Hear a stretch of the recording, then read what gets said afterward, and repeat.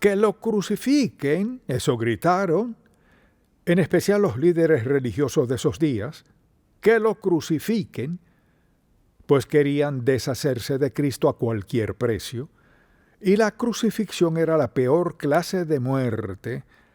De hecho, fue herencia de los bárbaros siglos atrás, luego los persas, luego los griegos, luego los romanos, quienes la perfeccionaron para que la persona sufriera durante más tiempo sin morir, y pues decir sobre Cristo, el perfecto Hijo de Dios, que lo crucifiquen, sería la peor clase de proclamación que podrían gritarle. ¿Por qué hacían eso? Querían deshacerse de él. La gente aún quiere hacerlo. Las cosas no han cambiado mucho. A la gente no le gusta el nombre de Jesucristo, y a quienes no les gusta lo dan a conocer. Quienes sí lo amamos, lo damos a conocer también. Y cuando miramos la Biblia, descubrimos quiénes estaban detrás de esto. Eran los líderes religiosos de esos días, pues él interfería con su sistema religioso. Es decir, él no enseñaba lo mismo que ellos y estaban perdiendo el control. Y la única forma de deshacerse de él era indicar, que gritaran, que lo crucifiquen. Y al ver ese pasaje de la Biblia, vayamos por favor a 1 Corintios capítulo 1 y comencemos en el versículo 18, pues Pablo aquí describe de qué se trata esto. Y dice, por ejemplo, desde el versículo 18, porque la palabra de la cruz es locura a los que se pierden, pero a los que se salvan es poder de Dios. Es decir, la gente perdida cree que eso es absurdo. Pues está escrito, destruiré la sabiduría de los sabios y desecharé el entendimiento de los entendidos. ¿Dónde está el sabio? ¿No ha enloquecido Dios la sabiduría del mundo? Pues ya que en la sabiduría de Dios el mundo no conoció a Dios, mediante la sabiduría agradó a Dios salvar a los creyentes por la locura de la predicación. Porque los judíos piden señales y los griegos buscan sabiduría, pero nosotros predicamos a Cristo crucificado, para los judíos ciertamente tropezadero y para los gentiles locura. Mas para los llamados, así judíos como griegos, Cristo poder de Dios y sabiduría de Dios. ¿Quién era él? No era solo un predicador, pero era algo más. No solo un tipo itinerante que llegó, eso piensa el mundo, que era un maestro más, pero la Biblia nos dice que es mucho más que eso. ¿Quién era este hombre con esa idea de nueva vida? Alentaba a la gente, por ejemplo, en el Imperio Romano, a amarse unos a otros, que era algo radical. Amar a los demás, perdonarse unos a otros. No, tú no amas a tus enemigos, los destruyes, los matas de ser posible. Así que su mensaje era punzante, era perturbador, todo su modo de pensar, y él invitaba a la gente a llevar un estilo de vida muy distinto. De hecho, cuando leemos el Sermón del Monte, por ejemplo, y observamos el estilo de vida que tenían, era muy diferente, y como es de esperar, les preocupaba mucho este predicador itinerante llamado Jesucristo. Y si piensan algunas cosas que dijo, les enseñó cómo orar. Pues tenían sus plegarias, necesitaban que les enseñara a orar, tenían plegarias que repetían, les enseñó a orar, también les enseñó a no preocuparse, les enseñó a confiar en el Padre Celestial por todo, y les enseñó a orar por todas sus necesidades. Todo era un estilo de vida muy distinto y una religión muy distinta a lo que les interesaba o a lo que acostumbraban. Y así, él era un intruso en su sociedad, un intruso en su religión. No había nada en él que fuera atractivo para esos líderes religiosos.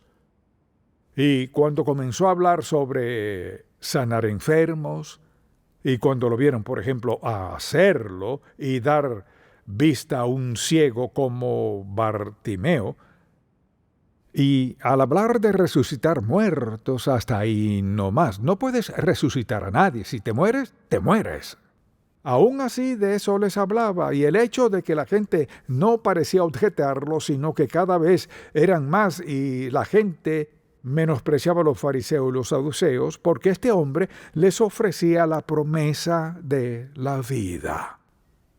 Vida que tenía belleza, vida que tenía gloria, que tenía un sentido de satisfacción, en especial la parte de amar a los demás, que no se preocuparan, que no tuvieran miedo, sino que su Padre Celestial proveería todas sus necesidades. Todas estas eran ideas que los fariseos y saduceos sabían bien, pero Cristo lo enseñaba de forma práctica.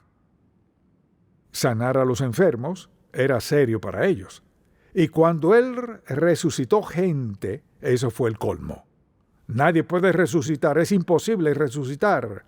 Y a pesar de lo que vieron, de lo que la gente vio y lo que los emocionaba, estos líderes religiosos estaban contra Cristo. Su autoridad en contra de Él y su intención era destruirlo a cualquier precio.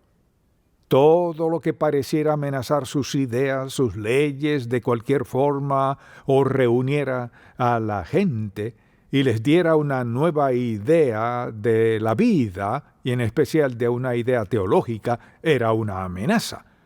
Y Jesucristo entra en escena, el eterno Hijo de Dios, con amor, bondad, compasión, misericordia, piedad y sanidad, pero se pasó de la raya cuando habló de ser el Hijo de Dios.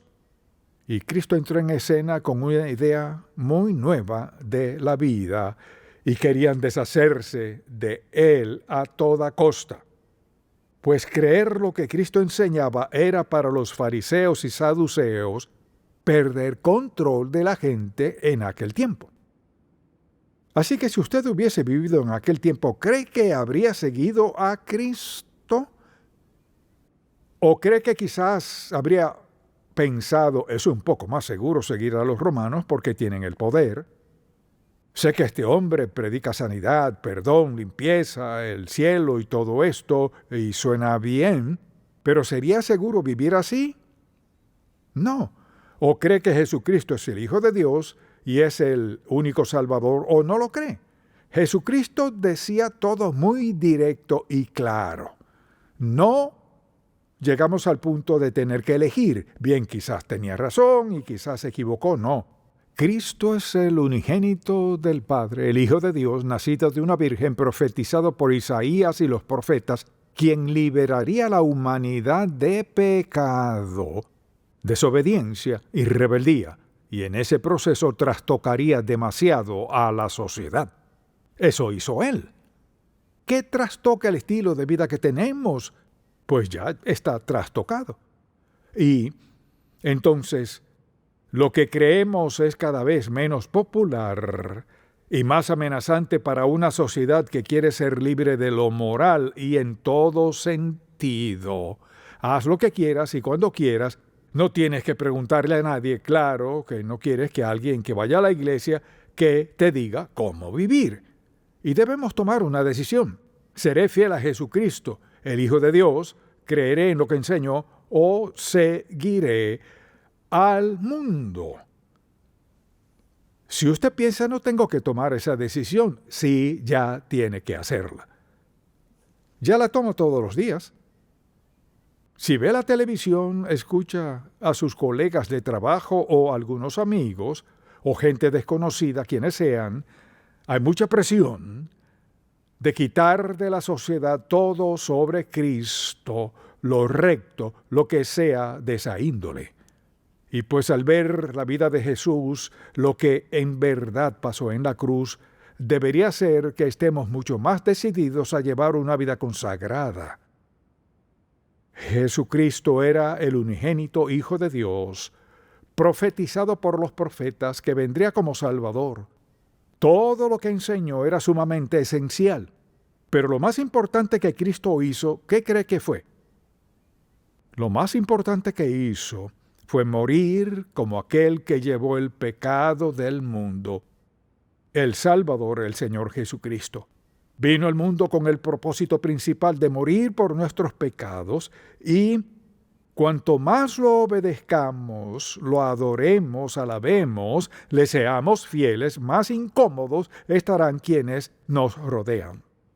Porque el mundo se inclina a hacer lo que quieren hacer, como quieren hacerlo, y no les gusta que nadie les diga qué hacer. Y así, al hablar de la muerte de Jesucristo, si no captamos ese punto, no entendemos nada. No solo murió como un predicador o un sanador o como alguien con nuevas ideas, su muerte fue sustitutiva. Esa palabra es la esencia de todo lo que creemos sobre la muerte expiatoria de Cristo. O sea, sustituir algo es que algo toma su lugar. Y cuando Cristo vino, murió como sustituto de todos para que no muramos en nuestro pecado. Esa es la esencia y el núcleo del mensaje del Evangelio, que Jesucristo, el perfecto Hijo de Dios, vino al mundo con el propósito principal de dar su vida, pues su vida era divina, la única que podía ser sustituta. No podíamos ser nosotros, era sustituta. ¿Por qué? Porque nació de una virgen, era Dios hecho carne, era el Hijo de Dios, y por ejemplo cuando fue bautizado, fue anunciado como Hijo de Dios. En el monte de la transfiguración fue anunciado frente a quienes estaban con él como el Hijo de Dios. El hecho de que era el Hijo de Dios que vino a ser sustituto de nuestro pecado lo hacía distinto a todos los demás. Cristo era el perfecto Hijo de Dios, el único sustituto necesario para cargar con el pecado no de algunos, sino el de todo el mundo. Piensa en esto. Debía ser diferente para que Dios dijera: pondré el pecado de la humanidad sobre él, crucificado como pago del pecado del mundo. Ese es Cristo. De eso se trata todo. Sobre la muerte de Cristo, quien tomó nuestra deuda de pecado sobre sí y que fuéramos aceptados por Dios.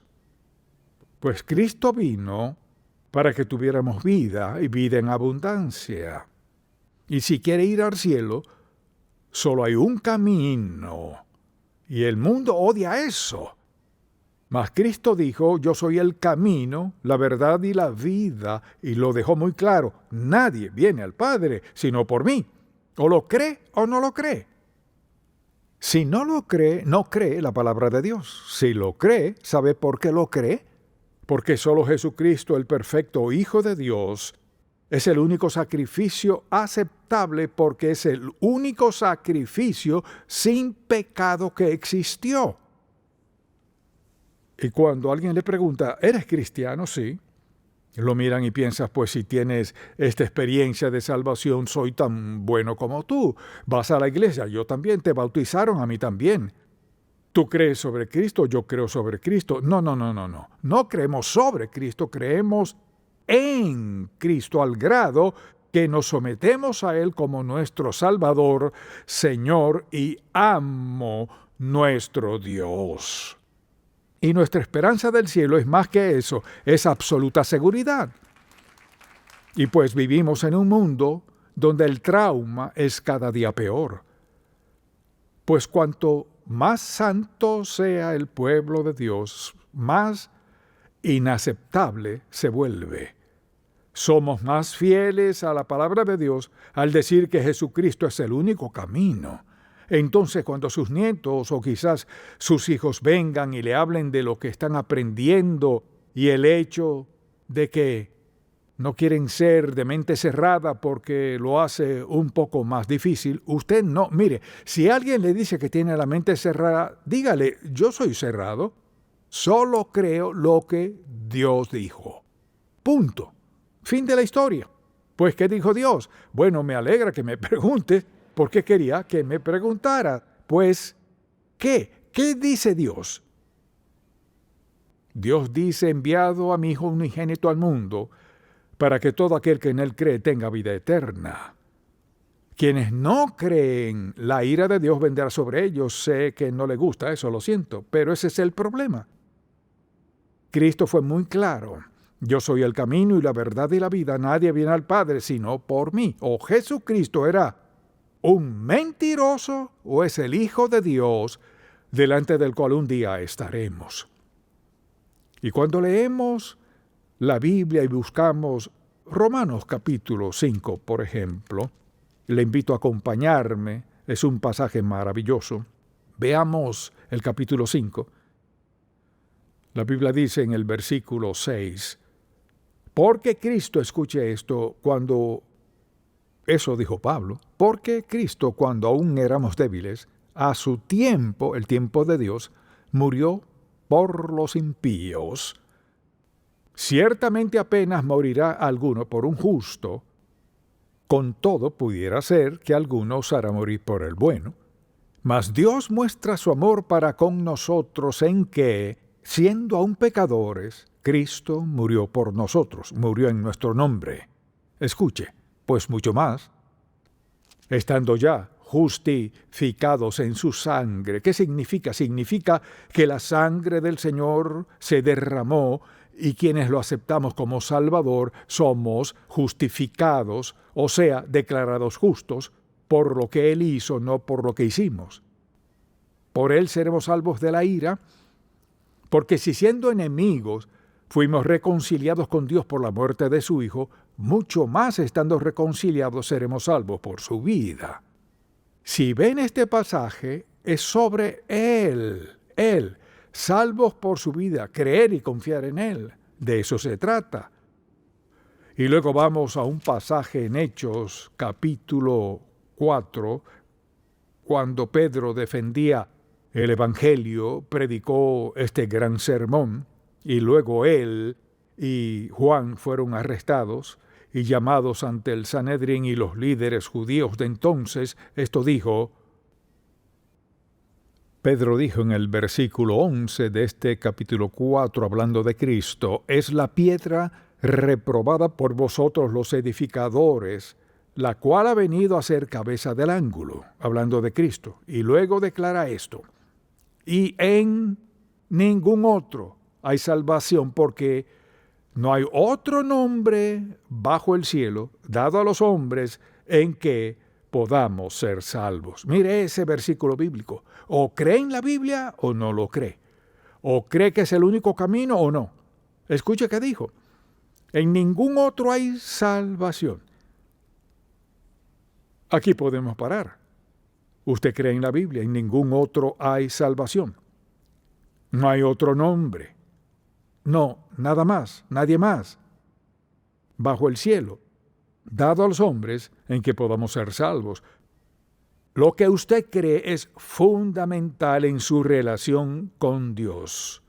Y no es, escuche, no es cuestión de ser considerado con otras personas, no es cuestión de ser cerrado, no es cuestión de ser desalmado, falto de amor, desinteresado y crítico, de eso no se trata.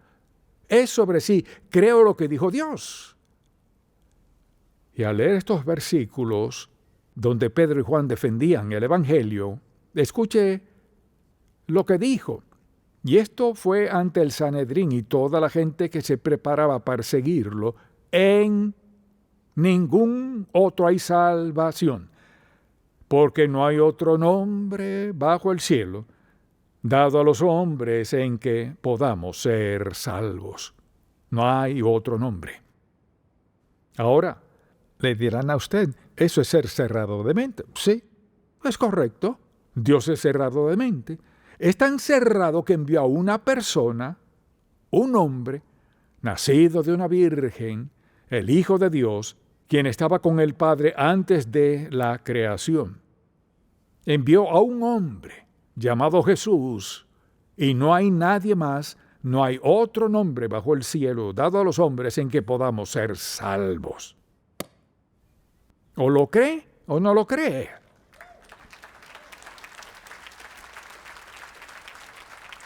Y puede esperar que lo critiquen, y no debemos avergonzarnos del testimonio del Evangelio de Cristo. Ahora piense en esto, piénselo. ¿Deja a Dios claro en su palabra cómo ser salvos? Y la respuesta es sí. Deja claro en su palabra que quienes están dispuestos a confiar en Él como su Salvador serán salvos, así es. La pregunta es, ¿creeré lo que Dios dijo o no? Así que le preguntaría esto a cualquiera, si no cree en lo que dice la Biblia, ¿en qué va a creer? Es decir, ¿en dónde pondrá su fe si no es en la palabra de Dios? Si hay algo aparte de esto, ¿en qué va a creer? Pero cuando se trata de la eternidad, no hay más. Así que debe preguntarse, ¿le creo a la palabra de Dios o no le creo? Y segundo, ¿acaso lo creo con toda firmeza y tengo la valentía de decirle a la gente con quien vivo, trabajo o me topo en la calle cuando lo dudan? ¿Tiene usted el valor de decir, cuando le preguntan, ¿crees que Cristo es el único camino? Contésteles, lo dice la Biblia. Bueno, ¿y crees todo lo que dice la Biblia? Claro que sí. Y luego dígales, ¿en qué cree usted? Es decir, no hay ninguna razón para ceder, no hay ninguna razón para avergonzarse, no hay ninguna razón para tener miedo de defender la verdad de la palabra de Dios. No hay razón.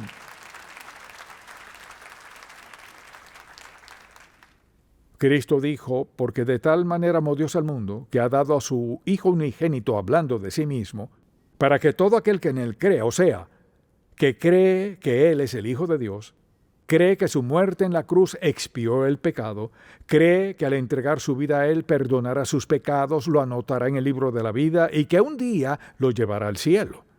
Es algo ya establecido por Dios al aceptar a su Hijo como su Salvador. Amén. Lo podemos gritar hasta que Él venga con plena confianza de que Él es el camino, la verdad y la vida. Y le digo hoy que si aún no lo ha aceptado como su Salvador, este es el momento perfecto. ¿Ha escuchado el mensaje sencillo del Evangelio? ¿Alguna vez le ha dicho esto a Dios Padre? He pecado contra ti.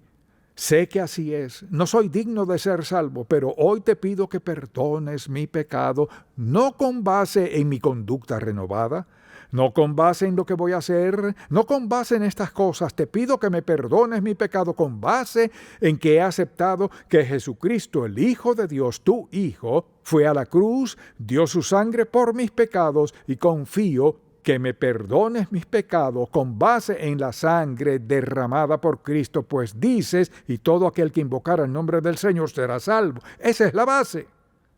¿Será salvo? Claro. Si sigue cualquier otro camino y basa su expiación, su salvación en cualquier otra razón, no en lo que Cristo hizo en la cruz, es inaceptable. Dios sabe que está bien, sabe que está mal y que es verdad. Y sabe cómo ser santos de nosotros pecadores. Nunca seremos perfectos. En ninguna parte de la Biblia dice que debe ser perfecto para ser salvo. Vea a los personajes bíblicos, hasta los discípulos. Pedro nunca fue perfecto. No, ninguno afirmó ser perfecto. Afirmaron ser ejemplos de la gracia, misericordia y amor de Dios. Piensa en esto. Tenemos el más grande mensaje que el mundo escuchará. Que tenemos un Padre en el cielo, que amó tanto a los pecadores que envió a su Hijo unigénito al mundo, a la peor muerte que una persona puede tener. Derramó su sangre, fue aceptado por el Padre y expió nuestros pecados, nos anotó en el libro de la vida y nos dio el cielo por hogar. Así es Dios. No podemos jactarnos, todos estamos en el mismo nivel en lo que respecta a ser cristianos, seguidores del Señor Jesús. Pero todos los que vamos al cielo, vamos por la gracia de Dios, por la sangre de Jesucristo. Yo soy el camino y la verdad y la vida. Nadie viene al Padre sino por mí. Amén. Y Padre, pedimos que cada persona que escuche este mensaje pueda entender que no es para juzgarle, que no es porque seamos mejores que los demás, que es solo por decir la verdad del amor del Padre, que ama a los pecadores y perdonas a quienes aceptan a tu Hijo como el camino, el único de la vida. Gracias por amarnos, gracias por perdonarnos y gracias porque un día estaremos ante ti sabiendo que fue no por nuestras acciones, sino tu acción en un momento en la cruz, cuando tu Hijo Jesucristo pagó nuestra deuda en total. Te adoraremos por siempre por eso. En el nombre de Jesús. Amén. Si este programa ha sido de bendición para usted, por favor, visite encontacto.org